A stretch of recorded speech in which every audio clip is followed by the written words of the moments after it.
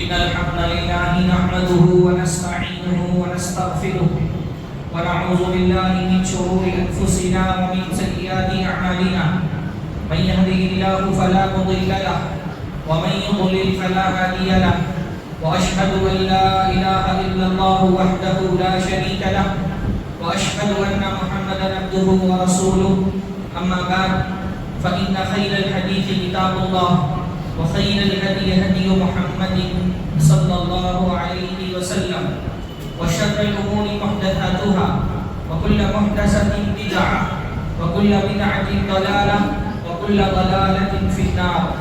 أعوذ بالله السميع العليم من الشيطان الرجيم من همزه ونفخه ونفثه. بسم الله الرحمن الرحيم. أقم الصلاة لدلوك الشمس إلى غسق الليل وقرآن الفجر إن قرآن الفجر كان مشهودا. سب سے پہلے ہر طرح کی تعریف و توصیف، حمد و ثنا، عظمت اور بزرگی، کبریائی اور برتری اللہ رب العزت کے لائق اور زیبا ہے، جس کو خوش کرنے کے لیے ہم جی رہے ہیں. ہماری زندگی کا مقصد کیا ہے؟ اپنے رب، اپنے خالق، اپنے مالک، اپنے معبود کو خوش کرنا. ایک ایمان والا بندہ، اس کی زندگی کا سب سے بڑا ٹارگیٹ کیا ہے؟ کہ اس کا رب اس سے راضی ہو جائے، اس کا رب اس سے خوش ہو جائے. ہم اسی لیے جی رہے ہیں. ہماری صبح و شام، ہماری دن رات کی ساری تگودوں، ساری محنتوں، ساری کوششوں کا حاصل کیا ہے؟ کہ کسی طرح سے میں اپنے رب کو راضی کر لے جاؤں. اللہ مجھ سے خوش ہو جائے. وہ خوش ہو جائے گا تو میری دنیا میں بھی کامیابی ہے اور میری آخرت بھی کامیاب ہے. وہ ناراض ہو گیا تو میں دنیا میں بھی خسارے میں ہوں، آخرت میں بھی خسارے میں ہوں. تو ایمان والا بندہ دن بھر صبح شام جو بھی محنتیں کرتا ہے، ان محنتوں کے پیچھے مقصد کیا ہوتا ہے؟ اللہ کو خوش کرنا. جمعہ کا دن ہے، ورکنگ ڈے ہے، آپ سب ماشاءاللہ اپنی اپنی کاروباری مصروفیات چھوڑ کر کے یہاں مسجد میں کیوں جمع ہوئے ہیں؟ اللہ تعالیٰ کو راضی کرتے ہیں. ہم جو بھی کرتے ہیں، نماز پڑھتے ہیں، روزے رکھتے ہیں، صدقات و خیرات کرتے ہیں، والدین کے ساتھ اچھا سلوک کرتے ہیں، پڑوسیوں کا حق ادا کرتے ہیں، حتیٰ کہ راستے سے کوئی تکلیف دہ چیز کے ہٹاتے ہوئے ہمارے ذہن میں، ہمارے دماغ میں کیا نیت ہوتی ہے؟ کہ شاید یہ عمل میرے رب کو خوش کر دے. ہر جو عمل ہم کرتے ہیں اس کے پیچھے مقصد کیا ہوتا ہے؟ اللہ تعالیٰ کو خوش کرنا. اور ہونا چاہیے، اگر نہیں ہے تو ہونا چاہیے. اللہ کو خوش کرنے کے لیے سب سے بڑا کام ہم کیا کر سکتے ہیں؟ اللہ کو خوش کرنے کے لیے دو طرح کے کام ہم کرتے ہیں. سب سے پہلے، سب سے ضروری تو اللہ کو خوش کرنے کے لیے کہ اپنا عقیدہ صحیح رکھو، اپنے ایمان میں خلل مت آنے دو، اپنی توحید مضبوط رکھو. پہلا کام اللہ تعالیٰ کو خوش کرنے کے لیے کیا ہے؟ اپنے عقیدے پہ محنت، اپنے ایمان پر محنت. وہ چیزیں جن کو ماننے کے لیے اللہ نے کہا ہے، اللہ پہ ایمان، رسول اللہ پہ ایمان، کتابوں پہ ایمان، فرشتوں پہ ایمان، تقدیر پر ایمان، قیامت پر ایمان. کچھ چیزیں ہیں جن کو ماننا ہے، جن کو ہم عقیدہ کہتے ہیں. اللہ کو خوش کرنے کے لیے سب سے پہلے یہ کام ہم کو کیا کرنا ہے؟ سب سے اہم ترین کام اپنے عقیدے کو مضبوط کرنا. کیونکہ عقیدے میں اگر کہیں کوئی خلل آ گیا، ایمان میں اگر کہیں خلل آ گیا تو عمل اللہ کے ہاں کام نہیں آنے والا. عقیدے کی حیثیت دین میں ایسی ہے جیسے جسم میں سر کی حیثیت ہے. سر اگر کٹ جائے، جسم سے الگ ہو جائے، آپ کے ہاتھ کتنے ہی دبانا ہو، آپ کا جسم کتنا ہی طاقتور ہو، کوئی فائدہ نہیں پہنچتا نا. اس لیے عقیدے میں اگر خلل آ گیا، بندے کی توحید میں اگر کمی آ گئی، وہ شرک میں گرفتار ہو گیا، وہ کفر میں مبتلا ہو گیا، پھر نیکیاں اللہ تعالیٰ کے یہاں کوئی فائدہ نہیں پہنچانے والی. تو پہلا کام اللہ کو خوش کرنے کے لیے ہم کیا کرتے ہیں؟ اپنے عقیدے پہ محنت کرتے ہیں، اپنے ایمان کو شرک سے بچاتے ہیں، کفر سے بچاتے ہیں، بدعتوں سے بچاتے ہیں. تو یہ تو عقیدے کی محنت ہو گئی. اور قرآن مجید میں جہاں بھی اللہ نے جنت کا وعدہ کیا ہے، وہاں صرف ایمان کی بات نہیں کی ہے. ایمان کے ساتھ ساتھ اللہ نے کیا کہا ہے؟ عمل صالح ہے نا. جہاں بھی قرآن میں اللہ نے جنت کا وعدہ کیا ہے، وہاں اللہ نے فرمایا الذین آمنوا وعملوا الصالحات. جنت میں کون لوگ جائیں گے؟ عمل کیا. تو پہلی محنت تو ہم ایمان پر کرتے ہیں. ایمان کے بعد دوسرا درجہ آتا ہے نیکیوں کا, اعمال صالحہ کا, عمل کا درجہ آتا ہے. اعمال صالحہ کی تو بہت لمبی فہرست ہے. نماز, روزہ, حج, زکات, صدقات, خیرات, والدین سے حسن سلوک, رشتہ داروں کے ساتھ صلہ رحمی, بہت ساری نیکیاں ہیں. نیکیوں کی ایک لمبی فہرست ہے. وہ ساری نیکیاں جو ہم اللہ کو خوش کرنے کے لیے کرتے ہیں, اس میں سب سے بڑی نیکی کون سی ہے؟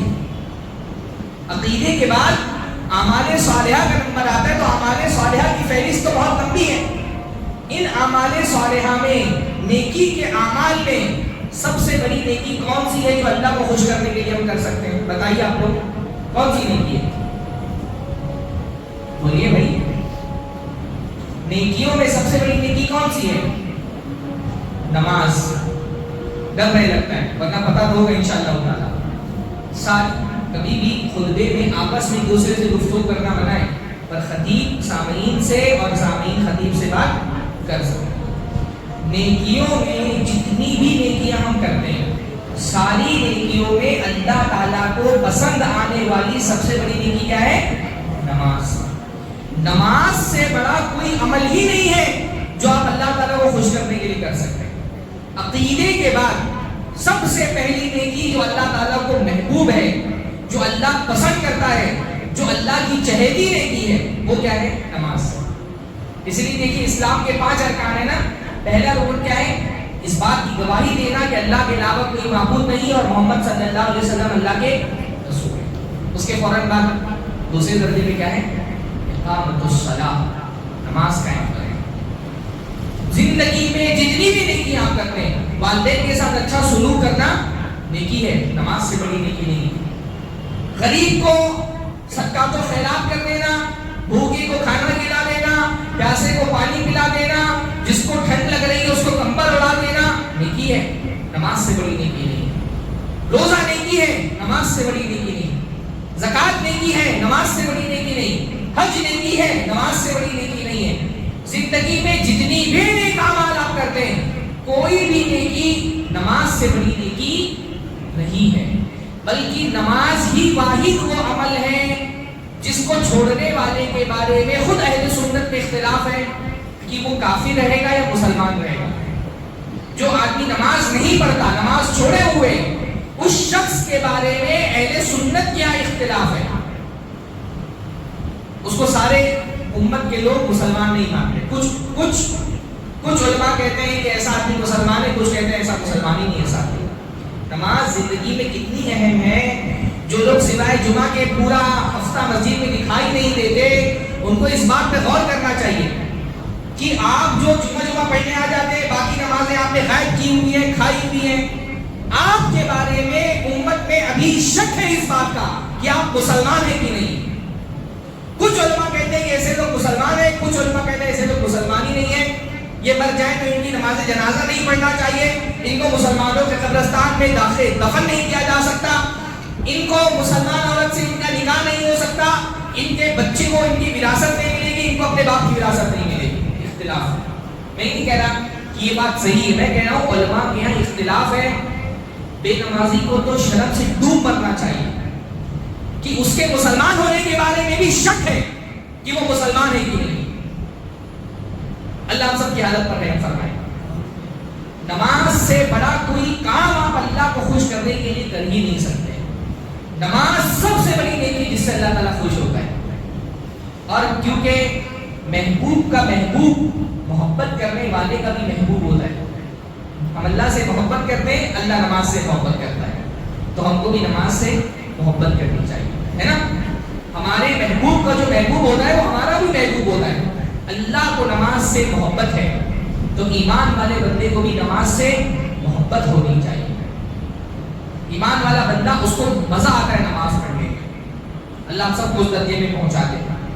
ایمان والا بندہ اس کو نماز پڑھنے سے ایک سکون ملتا ہے, ایک راحت ملتی ہے, ایک اطمینان ملتا ہے. اللہ کے نبی نے فرمایا قرۃ عینی فی الصلاۃ, میری آنکھوں کی ٹھنڈک نماز ہے. اللہ کے نبی نے فرمایا میرے آنکھوں کی ٹھنڈک نماز ہے. مطلب نماز پڑھتا ہوں تو میرے جگر کو سکون ملتا ہے، میرے دل کو راحت ملتی ہے، نماز میری آنکھوں کو ٹھنڈک پہنچاتی ہے۔ بھائی ہم میں سے ہو سکتا ہے کوئی اس درجے میں پہنچا ہوا ہو، لیکن ہم میں سے بیشتر لوگ جو نماز پڑھتے ہیں ان کی بھی حالت کیا ہوتی ہے کہ بھائی ٹھیک ہے، ایک فرض سمجھ کے، ایک ذمہ داری سمجھ کر کے نماز پڑھ لیتے ہیں، ایک بوجھ سمجھ کر کے کندھے پر ایک بوجھ ہے، کسی طرح سے اس کو اتارنا ہے، آ جاتے ہیں نماز پڑھ لیتے ہیں۔ ماشاءاللہ یہ لوگ ان سے تو بہتر ہی ہے جو نہیں پڑھتے۔ جو نماز نہیں پڑھتا اس سے بہتر تو وہ آدمی ہے جو ٹھیک ہے اس درجے میں نہیں پہنچا کہ نماز اس کو سکون دینے لگے، نماز اس کے لیے راحت کا باعث بن جائے، نماز سے اس کو اطمینان ملے، نماز اس کے لیے لذیذ بن جائے، اس درجے میں گھر سے نہیں پہنچا، لیکن نماز پڑھ تو رہا ہے، اس سے تو بہتر ہے جو نہیں پڑھ رہا، کم سے کم یہ گنہگار تو نہیں ہے۔ لیکن ایمان والوں کا ایک درجہ کون سا ہے؟ جہاں پہنچ کر کے بندے کو نماز میں لذت محسوس کرتا ہے۔ کس چیز کی لذت؟ اللہ سے قریب ہونے کی لذت۔ نماز کیا ہے بھائی؟ نماز اللہ تعالیٰ سے ایمان والے بندے کی ملاقات ہے نا۔ نماز اللہ تعالیٰ سے ملاقات کا ایک ذریعہ ہے، اور کسی کو اللہ سے ملاقات کا موقع نصیب ہو تو اس کو مزہ آئے گا نا۔ ایک سلف میں سے بعض لوگوں کو قول ہے، بعض لوگ اس کو حدیث کہتے ہیں، لیکن یہ حدیث نہیں ثابت ہے، لیکن اسلاف میں سے بہت سارے لوگوں نے کہا ہے الصلاۃ معراج المومن، نماز مومن کی معراج ہے۔ نماز کیا ہے؟ مومن کی معراج ہے۔ بھائی اللہ کے نبی کی جب معراج ہوئی تو کیا ہوا؟ اللہ کے نبی 7 آسمانوں کے اوپر گئے اللہ سے ملاقات کرنے۔ اس سے کیا پتہ چلا؟ اللہ ہر جگہ نہیں ہے۔ بہت سارے لوگوں سے پوچھا جائے اللہ کہاں ہے، بولتے ہیں اللہ ہر جگہ ہے۔ اگر اللہ تعالیٰ ہر جگہ ہے تو اللہ تعالیٰ کے نبی ملاقات کرنے کے لیے 7 آسمانوں کے اوپر کیوں گئے؟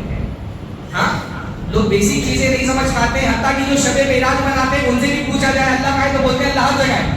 اگر اللہ تعالیٰ ہر جگہ تھا تو اللہ کے نبی صلی اللہ علیہ وسلم آسمانوں پر کیوں گئے اللہ سے ملاقات کے لیے؟ اس لیے کوئی پوچھے اللہ کہاں ہے تو ہمارا جواب کیا ہونا چاہیے؟ 7 آسمانوں کے اوپر اللہ کا عرش ہے، اس عرش کے اوپر اللہ ہے۔ اللہ کے نبی صلی اللہ علیہ وسلم کو جب اللہ سے ملاقات کرنی تھی، اللہ کے نبی صلی اللہ علیہ وسلم 7 آسمانوں کے اوپر گئے۔ اب اللہ کے نبی تو 7 آسمانوں کے اوپر گئے، ہم تو اللہ تعالیٰ سے ملاقات کرنے کے لیے 7 آسمانوں کے اوپر نہیں جا سکتے نا۔ وہ تو صرف نبی کی خاصیت ہے، وہاں تو فرشتوں کے اوپر چل جائیں جہاں اللہ کے نبی صلی اللہ علیہ وسلم پہنچے۔ پر بھائی ملاقات تو مجھ کو بھی اللہ سے کرنی ہوتی ہے، میرا بھی کوئی غم ہے جو مجھے اللہ سے بیان کرنا ہے، میری بھی کوئی تکلیف ہے مجھے اللہ کے سامنے رکھنی ہے، میری بھی حاجتیں ہیں، میری بھی ضرورتیں ہیں، مجھے بھی فریاد کرنا ہے، مجھے بھی ہاتھ پھیلا کر کے اللہ تعالیٰ کو مانگنا ہے کچھ اللہ سے، مجھے بھی اللہ سے ملنا ہے۔ میں اللہ سے مجھے ملنا ہو تو میں کہاں جاؤں گا؟ اللہ کے نبی تو 7 آسمانوں کے اوپر چلے گئے، مجھے اللہ سے ملنا ہے تو میں کہاں جاؤں گا؟ میں نماز میں آؤں گا۔ یہ مسجد ہے، یہاں نماز میں آؤں گا، یہاں سر جھکاؤں گا اللہ سے۔ ایمان والے بندے کو اللہ سے ملنا ہو تو اس کی معراج کہاں ہوتی ہے؟ نماز میں ہوتی ہے۔ آؤ اللہ تعالیٰ سے مانگو، فریادیں کرو، چولی پھیلاؤ اللہ کے سامنے، اپنے غم کی گٹھلی کھول کر کے رکھ دو اللہ کے سامنے۔ اللہ سے ملنا ہے، نماز میں آؤ، یہاں تمہاری اللہ تعالیٰ سے ملاقات ہوگی۔ کسی سے ملنے کے لیے اس کے گھر جانا ہوتا ہے نا، تو دنیا میں اللہ کا گھر کون سا ہے؟ مسجد اللہ کا گھر ہے۔ اللہ سے ملنا ہے تو اللہ کے گھر میں آؤ۔ اللہ کے نبی صلی اللہ علیہ وسلم نے فرمایا مسجد اللہ تعالیٰ کا گھر ہے، اور نمازی اللہ تعالیٰ کے مہمان ہوتے ہیں، اور اللہ تعالیٰ کا حق ہے کہ وہ اپنے مہمانوں کی میزبانی کرے، ان کا اکرام کرے۔ سبحان اللہ، کتنے اچھے اسٹیٹس پر آج آپ لوگ ہیں۔ یہ جو مسجد میں آئے نماز پڑھنے کے لیے اللہ کی مہمانی میں آئے ہیں، ماشاءاللہ اللہ کے گھر میں موجود ہیں۔ تو اس لیے ایمان والا بندہ جب یہ سمجھ لیتا ہے نا نماز اللہ سے ملاقات کا ذریعہ ہے، نماز میں بندہ اللہ تعالیٰ کے قریب ہوتا ہے، اللہ تعالیٰ اس کی طرف متوجہ ہوتا ہے۔ نماز جب ہم پڑھ رہے ہوتے ہیں اللہ تعالیٰ ہماری طرف توجہ کر رہا ہوتا ہے، ہم جب اللہ کی تعریف کر رہے ہوتے ہیں اللہ ڈائریکٹ سن رہا ہوتا ہے، نہ صرف سن رہا ہوتا ہے بلکہ اللہ تعالیٰ کو ہماری باتوں کا جواب دے رہا ہوتا ہے۔ سبحان اللہ، کتنی بڑی بات ہے۔ جب ہم کچھ کہہ رہے ہوتے ہیں نماز میں، ہم نماز میں اللہ نے فرمایا بندہ جب نماز میں کھڑا ہوتا ہے اور کہتا ہے الحمدللہ رب العالمین، پڑھتے ہیں نا ہم الحمدللہ، ہم جب کہتے ہیں الحمدللہ رب العالمین ساری تعریفیں اللہ تعالیٰ کے لیے جو سارے جہانوں کا رب ہے. اللہ تعالیٰ اس کے جواب میں کہتا ہے حمدنی عبدی، میرے بندے نے میری حمد کی. اس لیے میرے بھائی آپ چاہے امامت کے مصلی پر ہوں یا مقتدی کے صف میں ہوں، چاہے نماز جہری ہو یا سری ہو، سورہ فاتحہ پڑھیے. کیونکہ جب آپ سورہ فاتحہ پڑھتے ہیں، چاہے وہ جہری نماز ہی کیوں نہ ہو، آپ جب کہتے ہیں الحمدللہ رب العالمین، اللہ تعالیٰ کہتا ہے حمدنی عبدی، میرے بندے نے میری حمد کی. آپ کہتے ہیں الرحمن الرحیم، اللہ تعالیٰ رحمان و رحیم ہے، اللہ کہتا ہے اثنا علیہ عبدی، میرے بندے نے میری ثنا کی. آپ کہتے ہیں مالک یوم الدین، قیامت کے دن کا مالک ہے اللہ، اللہ تعالیٰ کہتا ہے مجدنی عبدی، میرے رب نے، میرے بندے نے میری تمجید کی، میری عظمت بیان کی. اس لیے سورہ فاتحہ اللہ کے نبی صلی اللہ علیہ وسلم نے ہر نماز میں واجب کی. کتنی بڑی بات ہے یہ. آپ اگر اس شعور کے ساتھ ایک مرتبہ نماز پڑھیں کہ میں جو بول رہا ہوں اللہ سن رہا ہے، سمع اللہ لمن حمیدہ، جو بھی حمد کرتا ہے اللہ اس کو سن رہا ہے. نہ صرف سن رہا ہے بلکہ اللہ تعالیٰ رسپانس کر رہا ہے. جب آپ سجدے میں جاتے ہیں، اللہ کے نبی نے فرمایا بندہ سب سے زیادہ اللہ کے قریب کب ہوتا ہے؟ جب وہ سجدے میں ہوتا ہے. جب ہم سجدے کی حالت میں ہوتے ہیں اللہ تعالیٰ کے سب سے زیادہ قریب ہوتے ہیں. جب بندے کو یہ محسوس ہوگا نا کہ اللہ میرے قریب ہے، میں اللہ کے قریب ہو گیا ہوں، اس کو مزہ آئے گا نماز میں، لذت ملے گی نماز کی، وہ نماز کے لطف کو محسوس کرے گا. پھر اس کو نماز بھاری نہیں پڑے گی، پھر اس کو مزہ آئے گا لمبی لمبی نمازیں پڑھنے میں. صحابہ کرام جو اتنی لمبی نمازیں پڑھتے تھے نا، کیا وہ انسان نہیں تھے؟ کیا ان کے پیر میں درد نہیں ہوتا تھا؟ اللہ کے نبی صلی اللہ علیہ وسلم کے پیر کو سوج جاتے تھے، تہجد میں کھڑے ہوتے اللہ کے نبی صلی اللہ علیہ وسلم. حضرت عمر کے زمانے میں جب صحابہ کرام جمع ہو کر کے تراویح پڑھتے تھے، صحابہ کہتے ہیں نماز اتنی لمبی تراویح پڑھتے تھے ہم کو کبھی کبھی ڈر لگنے لگتا تھا کنا نخشى علی الفطور، کہ کہیں ہماری سحری نہ چھوٹ جائے. ایک پارے والی تراویح نہیں ہوتی تھی وہاں پہ، اتنی رات بھر نماز پڑھتے تھے. صحابہ کہتے ہیں کنا نعتمد علی العصی، کبھی کبھی ہم کو ٹیک لگانا پڑتا تھا. اتنا تھکان ہوتی تھی، جو بوڑھے لوگ ہوتے تھے ان کو ٹیک لگانا پڑتا تھا عصا لے کر کے، پھر بھی پڑھتے تھے. کیوں؟ کیونکہ ان کو مزہ آتا تھا نماز پڑھنے میں. مزہ کیوں آتا تھا نماز پڑھنے میں؟ کیونکہ وہ نماز کو اللہ تعالیٰ سے قربت کا ذریعہ سمجھتے تھے کہ میں اللہ کے قریب ہو گیا. اور جب بندہ اللہ تعالیٰ کے قریب خود کو محسوس کرتا ہے نا، اس کو جو سکون ملتا ہے دنیا میں کوئی چیز اتنا باعث سکون نہیں. دنیا کی کوئی لذت اس لذت کا مقابلہ نہیں کر سکتی جو لذت ایک ایمان والا بندہ نماز میں محسوس کرتا ہے.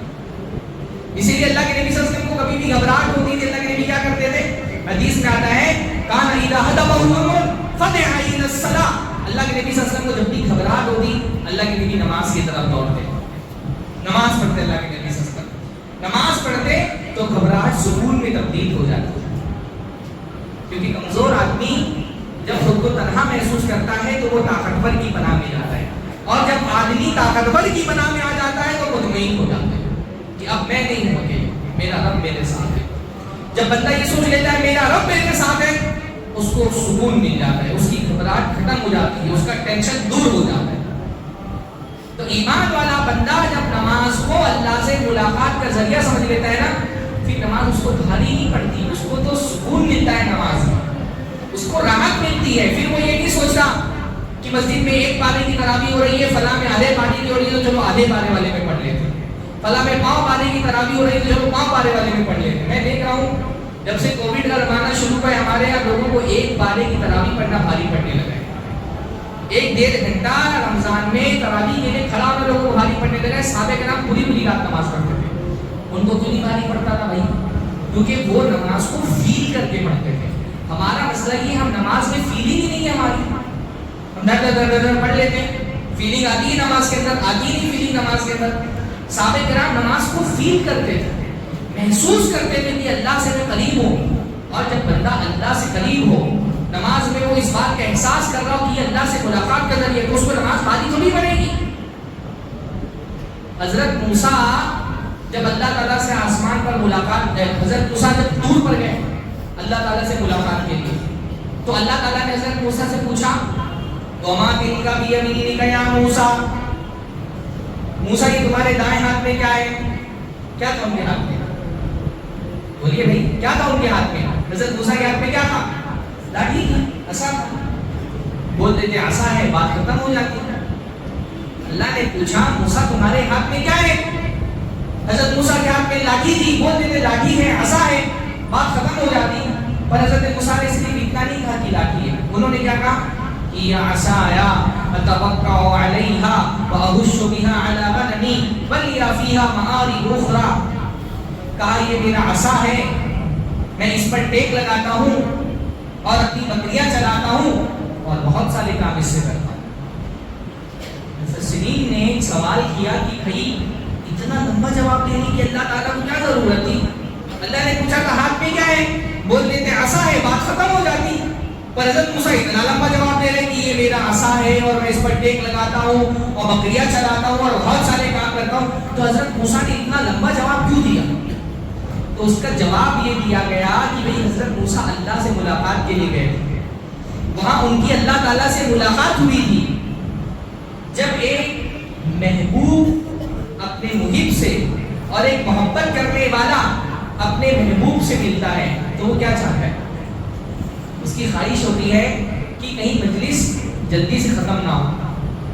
وہ چاہتا ہے مجلس طویل ہو، باتیں لمبی ہوں، باتوں سے بات نکلے، مجلس ختم ہی نہ ہو، گفتگو چلتی ہی رہے. یہی چاہتا ہے نا آدمی. جب اپنے محبوب سے بات کرتا ہے تو وہ چاہتا ہے باتیں ختم نہ ہو، گفتگو چلتی رہے، مجلس لمبی رہے. اب اگر جلدی جلدی جواب دے دیتے تو کیا ہوتا؟ مجلس جلدی سے ختم ہو جاتی. تاکہ مجلس طویل ہو، جلدی ختم نہ ہو گفتگو، تو انہوں نے ایک لفظ میں جواب دینے کے بجائے لمبا جواب دیا. ایسے ہی نماز جو ہے وہ ایمان والے بندے کی اللہ کے ساتھ مجلس ہوتی ہے. اس لیے وہ چاہتا ہے کہ مجلس جلدی ختم نہ ہو تو وہ لمبی نماز پڑھتا ہے. اس کو نہیں بھاری پڑتی نماز. ہم کو بھاری پڑتی نماز کیوں؟ کیونکہ ہماری نماز میں خشوع نہیں ہے. بھائی جو نماز خشوع سے پڑھتا ہے نا، جو نماز کو فیل کر کے پڑھتا ہے، جو نماز کی لذت کو محسوس کرتا ہے، اس کو نماز بھاری نہیں پڑتی. اللہ نے فرمایا استعینوا بالصبر والصلاۃ، صبر اور نماز کے ذریعے اللہ سے مدد طلب کرو. وَإِنَّهَا لَكَبِيرَةٌ إِلَّا عَلَى الْخَاشِعِينَ. اور نماز بہت مشکل کام ہے، نماز آسان نہیں ہے. وَإِنَّهَا لَكَبِيرَةٌ، نماز بہت بڑی چیز ہے. إِلَّا عَلَى الْخَاشِعِينَ، سوائے خشوع والے لوگوں کے لیے. خشوع والوں کو نماز بھاری نہیں پڑتی. جو دل لگا کے نماز پڑھتے ہیں ان کو نماز بھاری نہیں پڑتی. ان کو تو نماز پڑھنے میں مزہ آتا ہے. جو نماز خشوع سے پڑھتے ہیں ان کو نماز بھاری نہیں پڑتی. ان کو تو نماز چھوڑنا بھاری پڑتا ہے. جو خشوع سے نماز پڑھتا ہے نا، جو نماز حق ادا کرتا ہے، وہ اگر عشاء کی نماز نہیں پڑھائے اس کو بستر پہ نیند نہیں آئے گی، کروٹیں بدلتا رہے گا، اس کو نیند نہیں آئے گی. کیوں؟ کیونکہ نماز باقی ہے بھی نہیں پڑھی ہے. جو نماز خشوع سے پڑھتا ہے نا، اس کو ایک وقت کی نماز چھوٹ جائے وہ گھبراہٹ میں مبتلا رہے گا، ٹینشن ملے گا کہ میری ایک وقت کی نماز چھوٹ گئی ہے، میں نہیں پڑھ پایا ہوں. اللہ کے نبی صلی اللہ علیہ وسلم کی ایک مرتبہ عصر چھوٹ گئی مشرکین کی وجہ سے، جب غزوہ خندق کا موقع تھا. پوری اللہ کے نبی کی زندگی میں صرف 2 وقت ایسا ہوا ہے جب اللہ کے نبی کی نماز قضا ہو گئی. پوری زندگی میں 23 سالہ اللہ کے نبی صلی اللہ علیہ وسلم کی نبوت کا دور ہے، ان پورے 23 سالوں میں 2 وقت ہے جب اللہ کے نبی کی نماز قضا ہو گئی. آپ ٹائم پر نماز نہیں پڑھ پائے. ایک جنگ سے لوٹ رہے تھے، فجر کی نماز چھوٹ گئی تھی، اللہ کے نبی صلی اللہ علیہ وسلم سو گئے. حضرت بلال کو کہا کہ تم جاگتے رہنا اور جب نماز کا وقت ہو تو سب کو جگا دینا. رات کا آخری وقت تھا، پر حضرت بلال کو بھی نیند آ گئی تو اللہ کے نبی کی فجر کی نماز چھوٹ گئی. اور ایک غزوہ خندق کے موقع پر جب اللہ کے نبی صلی اللہ علیہ وسلم مشرکین سے لڑنے میں مصروف تھے، بہت ٹینشن والا وقت تھا. اس وقت مشرکین کی طرف سے مسلسل حملے ہو رہے تھے اور اس وجہ سے اللہ کے نبی کی عصر کی نماز قضا ہو گئی. اللہ کے نبی نے مشرکین کو بددعا کی کہ ان کی وجہ سے میری عصر چھوٹ گئی. باقی پوری زندگی اللہ کے نبی صلی اللہ علیہ وسلم کی کوئی نماز قضا نہیں ہوئی. ہم نمازوں میں نماز چھوڑتے اور اپنے آپ کو عاشق رسول اور محبوب محبت کرنے والے دعویٰ کرتے ہیں. ہاں، جلوس نکلتے ہیں، لانس گانے ہوتے ہیں، مسجد میں اذان ہو رہی ہوتی ہے، لوگ سڑکوں پہ کھڑے ہوتے ہیں اور دعویٰ کر رہے ہوتے ہیں محبت رسول کا. یہ کون سے رسول سے محبت ہے بھائی؟ جس رسول نے پوری زندگی نماز نہیں چھوڑی سوائے اس کے کہ جنگ کا شدید ترین موقع تھا اور ایک مرتبہ آگ لگ گئی. پوری زندگی اللہ کے نبی نے باقی جنگ کے میدان میں اللہ کے نبی صلی اللہ علیہ وسلم نے تلوار کے سائے میں نماز پڑھی. جب جنگ کا میدان تھا، مسلسل اللہ کے نبی پہ حملے ہو رہے تھے، تو ایک آدھی لوگوں کو کھڑا کر دیا کہ تم دشمنوں سے لڑو، اور آدھی مسلمان پیچھے کھڑے ہو کر کے سب بنا کر کے نماز پڑھ رہے تھے، جس کو نماز خوف کہا جاتا ہے.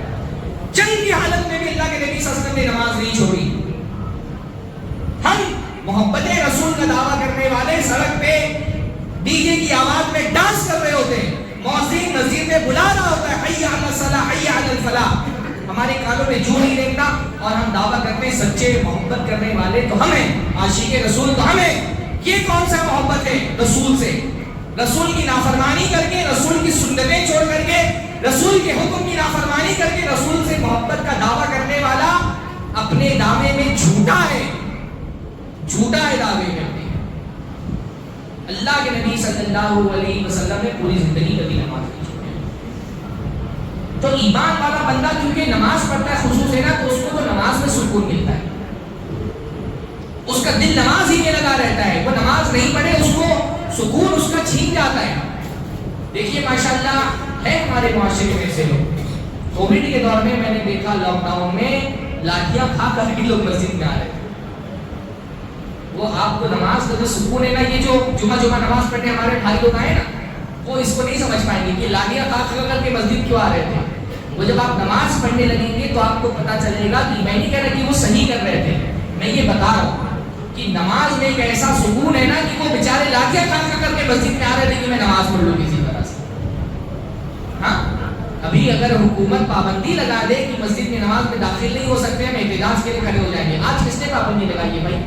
آج فجر کی نماز میں کس نے آپ کو روکا تھا کہ آپ مسجد میں آ کر کے نماز نہ پڑھیں؟ ہاں حکومت کے خلاف ہم احتجاج کے لیے کھڑے ہو جاتے ہیں. میرے بھائی آج تو حکومت آپ کو نماز سے نہیں روک رہی نا. کون روک رہا ہے آپ کو فجر کی نماز پڑھنے سے؟ کس نے منع کیا تھا آپ کو؟ آج فجر کی نماز آپ نے پڑھی مسجد میں آ کر کے. اگر آپ نے فجر نہیں پڑھی تو آپ جمعہ پڑھنے کے لیے آئے. کیا جمعہ کا رب فجر کے رب سے الگ ہے؟ جس رب کے فجر میں آپ کو مسجد میں بلایا تھا، اسی رب نے جمعہ میں بھی آپ کو مسجد میں بلایا ہے. اس رب کے حکم سے آپ فجر میں نہیں آئے تھے تو جمعہ میں کیوں آئے؟ ذرا اپنی حالت پہ غور کریے، اپنی نیت کو ٹٹولیے. کہیں ایسا تو نہیں کہ جمعہ کی نماز محض آپ رسم سمجھ کر کے پڑھ رہے ہیں. اگر عبادت سمجھ کر کے پڑھ رہے ہیں تو عبادت تو جس نے جمعہ کی عبادت فرض کی ہے اسی نے فجر کی عبادت بھی فرض کی تھی. جس رب نے آپ کو فجر میں بلایا تھا اس نے جمعہ میں بھی آپ کو بلایا ہے. جس رب کے حکم سے آپ فجر نہیں پڑھی، آپ جمعہ پڑھنے کے لیے آئے. کہیں ایسا تو نہیں ہے کہ آپ عبادت سوچ کے لیے آئے. آپ ایک رسم ہے مسلمانوں کی کہ جمعہ پڑھنے کا آپ رسمن آپ کی آتے ہیں. نہیں پڑھیں گے تو لوگ بولیں گے دیکھو جمعہ بھی نہیں پڑھتا ہے. کہیں اس خلفت اور بے عزتی سے بچنے کے لیے تو نہیں ہے جمعہ پڑھنے کے لیے. میرے بھائیوں حالات ملک کے خراب ہیں، آپ بولتے ہیں. ہاں ان خراب حالات میں اگر اللہ تعالیٰ کی مدد چاہیے تو کہاں سے ملے گی مدد؟ اللہ تعالیٰ کی مدد کیا بے نمازیوں کے لیے نازل ہوتی ہے؟ کیوں کرے گا اللہ تعالیٰ آپ کی مدد؟ آپ اللہ تعالیٰ کے لیے صبح کے وقت آدھا گھنٹہ نیند نہیں قربان کر سکتے. کیوں اللہ تعالیٰ آپ کی مدد کرے گا بھائی؟ ہم سوچتے ہیں کہ اللہ تعالیٰ ہمارے دشمنوں کے خلاف آسمان سے فرشتے کیوں نہیں اتار دیتا؟ آپ فجر کے وقت سوئے پڑے رہے بستر پر اور آپ چاہتے ہیں کہ اللہ تعالیٰ آپ کی مدد کے لیے آسمان سے فرشتے نازل کر دیں. آپ روتے ہیں، گڑ گڑاتے ہیں، شکوے کرتے ہیں، دشمنوں کی سازشوں کا رونا روتے ہیں. تو ان دشمنوں کے خلاف اللہ کی مدد کیوں؟ اللہ کیوں کرے گا آپ کی مدد بھائی؟ آپ اپنے دوستوں کی مجلس چھوڑ کر کے عصر کی نماز پڑھنے نہیں آ سکتے. آپ اپنی مصروفیات ترک کر کے لذتوں والی اللہ کے حضور میں آ کر کے 10 منٹ کے لیے نماز نہیں پڑھ سکتے. اللہ کیوں کرے گا آپ کی مدد؟ آپ کا بچہ بیمار ہے، آپ کا کاروبار نہیں چل رہا، آپ کے گھر والے پریشان ہیں، آپ کو ذہنی ٹینشن ہے، آپ چاہتے ہیں کہ اللہ مدد کر دے آپ کی. تو کیسے کرے گا اللہ مدد؟ اللہ تو نمازیوں کی مدد کرتا ہے. اللہ نے فرمایا استعینوا بالصبر والصلاۃ، صبر اور نماز سے اللہ کی مدد مانگو. کیوں اللہ آپ کی مدد کرے گا؟ ہمارے یہاں پچھلے کچھ سالوں سے سیاسی حالات خراب ہیں، مسلمان بڑا پریشان ہیں، احتجاجات کر رہے ہیں، ای میل پہ ای میل بھیج رہے ہیں. حکومت کو ای میل بھیج سکتے ہیں، اللہ کے سامنے آ کر کے سب نہیں جھکائیں گے مانگنے کے لیے. حکومت سے مانگو، بھیک کا کٹورا لے کر کے حکومت کے ایوانوں میں جا کر کے کہو ہم کو ہمارا حق دو. حکومت کو ای میل بھیجو گے, بھیجو, میں منع بھی نہیں کر رہا. سیاست کے جو تقاضے ہیں وہ اپنی جگہ پر نبھاؤ. آپ کے لیے وقت کے مسئلہ ہے, آپ کے لیے NRC کا اور دوسرے قوانین کا مسئلہ ہے, تو آپ حکومت کے سامنے جا کر کے بھیک کا کٹورا لے کر کے اپنے حقوق کی بھیک مانگتے ہیں. بھائی حکومت سے مانگنے کے ساتھ ساتھ اللہ سے بھی آ کر کے مانگ لو. حکومت سے مانگو گے, حکومت سے مانگنے کے لیے احتجاج کر کے میدان بھر دو گے, سڑکوں میں بیٹھو گے مانگنے کے لیے, اللہ سے مانگنے کے لیے مسجد میں نہیں آؤ گے, تو تم کو اس کا مطلب اللہ سے زیادہ حکومت کا خوف ہے تمہارے ساتھ؟ ہاں, غلط بات بول رہا ہوں. اللہ سے زیادہ حکومتوں سے ڈرتے ہو, لیڈروں سے ڈرتے ہو. لیڈروں سے جا کر کے مانگو گے, اللہ سے نہیں مانگو گے. آ کر کے جو اللہ سے نہیں ڈرتا پھر دنیا کی ہر شے سے ڈرتا ہے. جو اللہ سے ڈرتا پھر وہ کسی سے نہیں ڈرتا. فلا تخافوهم وخافوني ان كنتم مؤمنين. اللہ نے فرمایا ان سے مت ڈرو, مجھ سے ڈرو اگر تم ایمان والے ہو. میں یہ دیکھ رہا ہوں بھائی آپ کہتے ہیں ملک کے سیاسی حالات خراب ہیں. اچھا, ان سیاسی خراب حالات میں کیا ایسا ہوا ہے کہ بھائی مسجد میں ایک صف نمازیوں کی تعداد بڑھ رہی ہے؟ ہاں, ایک صف نمازی بڑھے, ہم تو احتجاج کرنے کے لیے میدان بھر دیتے ہیں, مسجد میں آتے ہیں. اللہ کے نبی صلی اللہ علیہ وسلم نے زندگی کے مشکل ترین حالات میں, آپ نے اللہ کے نبی کی سیرت پڑھی ہے, آپ اللہ کے نبی کو سجدے میں پائیں گے. ہر اللہ کے نبی صلی اللہ علیہ وسلم کی زندگی میں جب بھی کوئی کریٹیکل سچویشن آئی ہے, اللہ کے نبی کو آپ کہاں پائیں گے؟ سجدے میں پائیں گے. بدر ہے, 313 کی تعداد ہے مسلمانوں کی, مقابلے میں 1000 کا لشکر ہے, اللہ کے نبی سجدے میں. احد ہے, مسلمان گھیر لیے گئے ہیں, بڑی پریشانی کا عالم ہے, اللہ کے نبی سجدے میں. خندق ہے, 10,000 کی فوج نے مدینہ کی چھوٹی سی بستی ہے حملہ کر دیا ہے, اللہ کے نبی سجدے میں. مکہ فتح ہو رہا ہے, اللہ کے نبی سر جھکا کر کے مکہ میں داخل ہوئے. ہر مشکل ترین حالت میں اللہ کے نبی سجدے میں. مشکل حالت میں ایمان والے کا اللہ سے تعلق اور مضبوط ہو جانا چاہیے. ہم حالات کی مشکلوں کا رونا روتے ہیں, ہم پریشانیوں سے گھبرائے ہوئے, پر یہ نہیں سوچ رہے کہ پریشانیاں حل کرنا کس کے ہاتھ میں؟ اللہ کے ہاتھ میں. اس سے آ کر کے مانگو بھائی, اللہ سے آ کر کے مانگو. کون سی تمہاری مشکل ہے جو اللہ حل نہیں کر سکتا, حکومتیں حل کر سکتی ہیں؟ حکومتوں سے جا کر کے مانگو گے, اللہ سے آ کر کے نہیں مانگ رہے. ملک میں جہاں بھی فلسطین کے حالات خراب ہیں, ہمارے یہاں بہت سارے لوگ بائیکاٹ کر رہے ہیں, احتجاجات کر رہے ہیں. نہیں, آپ فلسطینی بھائیوں کی اس سے بڑی اور مدد کیا کر سکتے ہیں؟ آئیے فجر میں, ہاں, بڑا فلسطینی بھائیوں سے آپ کو محبت ہے نا, تو فلسطینی بھائیوں کی محبت صرف ٹویٹر اور فیس بک پر ہی دکھے گی. ہاں, اپنے بھائیوں سے بہت محبت ہے, آؤ فجر کی نماز میں آؤ, سجدے میں گڑ گڑا کر کے اللہ تعالیٰ سے اپنے بھائیوں کی مدد کے لیے دعا کرو. یہ نہیں ہوگا ہم سے, یہ نہیں کریں گے ہم. یہ ہم بڑے چالاک لوگ ہیں, ہم آسان کام کرنا چاہتے ہیں. وہ آسان, اس میں مزہ آتا ہے نا, ویڈیو ڈال دینے سے, اسٹیٹس ڈالنے سے لائک ملتا ہے, شیئر کرتے ہیں لوگ, شہرت ہوتی ہے. مسجد میں کون آتا ہے آپ کو نماز لائک کرنے کے لیے؟ آپ مسجد میں اللہ آپ کی نماز کو لائک کرتا ہے. اس لیے ایمان والا بندہ, اللہ ہی نماز اتنی محبوب ہے, ایمان والا بندہ نماز پڑھتا ہے نا, اس کو نماز میں ایسا اس کا دل لگتا ہے, وہ تو نماز چھوڑ کے مسجد جانا نہیں چاہتا. حدیث میں کیا آتا ہے کہ ایمان والا بندہ جن کو اللہ تعالیٰ اپنے عرش کے سائے کے نیچے جگہ دے گا, اس میں سے ایک بندہ کون ہوگا؟ قلبہ معلق بالمساجد, جس کا دل مسجد میں لگا رہتا ہے. جب ایمان والا بندہ نماز سے محبت کرتا ہے نا, اس کا دل نہیں کہتا مسجد چھوڑ کر کے جانے کے لیے, اس کا دل مسجد میں لگا رہتا ہے. وہ نماز پڑھنے کے لیے آئے جمعہ کی, اب اس کا دل نہیں کہتا مسجد چھوڑ کر کے جائے, لگ جاتا دل نہیں. لیکن کیا کرے گا؟ کاروبار کی مصروفیات ہے, بچوں کو بھی کھلانا پلانا ہے, تو اپنا جسم لے کر کے چلا جاتا ہے مسجد سے, دکان پہ چلا جاتا ہے, گھر پہ چلا جاتا ہے, پر اپنا دل مسجد میں چھوڑ کے چلا جاتا ہے. انتظار کرتا رہتا ہے کب میری رب کی طرف سے پھر بلاوا آئے گا اور میں پھر اللہ کے حضور میں حاضر ہو کر کے سجدوں کے ذریعے سے اللہ تعالیٰ کی عبادت کروں گا. ہمارا معاملہ اس میں الٹا ہے, ہم اپنا دل مسجد میں لے کے ہی نہیں آتے.